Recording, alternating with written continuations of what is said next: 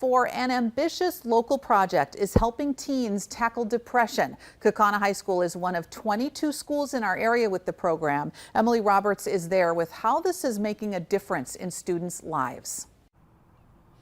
Project coordinators tell me resiliency is like a muscle, and they're working to build up its strength through what they call 8 protective factors. You can see here, this is their wheel model. It focuses on improving some key life areas like physical and mental health, positive friendships, and generosity. I sat in on a training session for adult advisors running sources at Kaukauna High School this year.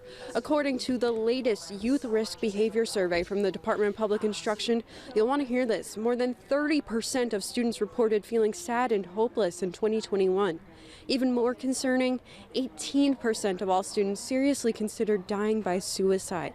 That's why programs like Sources of Strength are so critical.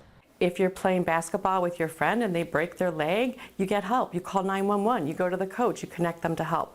Well, we're going to create this new social norm that asking for help around mental health is just as important. It's part of an 8-year initiative to improve the mental health of teens in Outagamie, Calumet, and Winnebago counties, funded by a $1.2 million grant from the Medical College of Wisconsin. Sources of Strength students report more resilient friendships and stronger connections to adults in school so they can share their mental health concerns.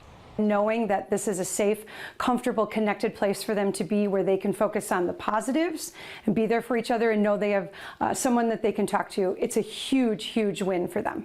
The program is transitioning from the control of new mental health connections to CESA 6 right now, and coordinators expect positive change to continue. In Kaukauna, Emily Roberts, Action 2 News.